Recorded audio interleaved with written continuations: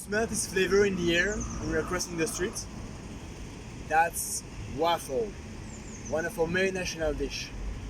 Actually, there is not such a thing as a Belgian waffle. We have waffles from Liège and waffles from Brussels. So waffle from Liège. It's a thick pastry full of sugar, very tasty, but please don't add anything on it, no toppings, otherwise you will explode too much. People here, they eat it plain. Also avoid the shops between La Grand Place and the Mannequin Piece. That's for tourists. Where Belgians are eating the waffles? Right there, in those yellow cars. Only €2, very fresh and tasty. Waffle from Brussels is something different. It's more like a fine dessert. You eat it with a knife and a fork. It has a square shape, very crispy, and you put some white sugar on it. If you're a gluten, some white cream, fresh cream, also very delicious.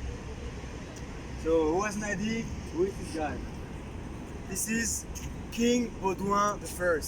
He ruled the country from 1951 to 1993 when he died from a heart attack. This king was very popular. He was very gentle. He was really a good guy. When he died, many Belgians gave him a last tribute. I will like him because he's also very surrealistic, very Belgian.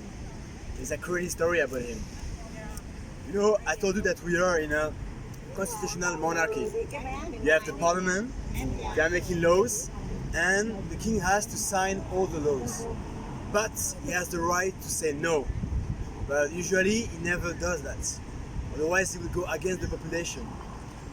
But one day he did it. For personal reason. He was against the law. It was in 1991 and the law of abortion.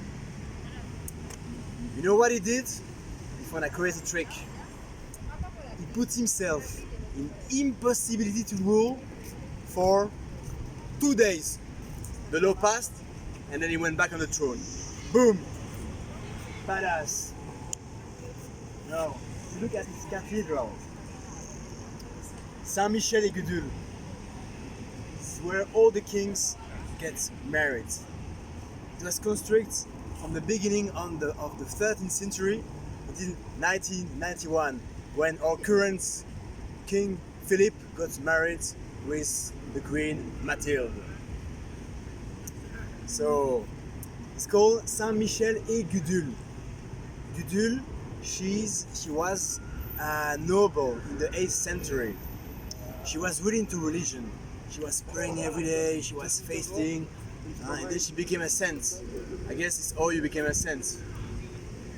And Saint Michel is a very famous icon from the Bible.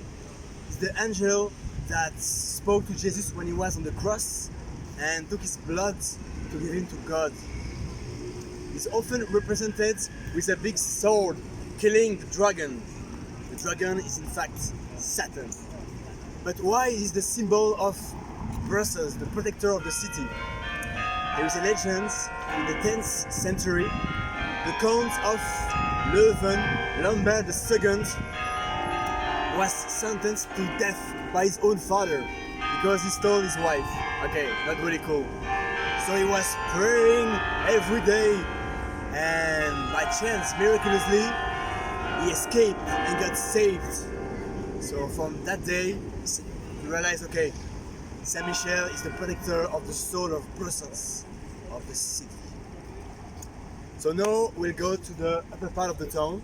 So if you have any questions, let's go!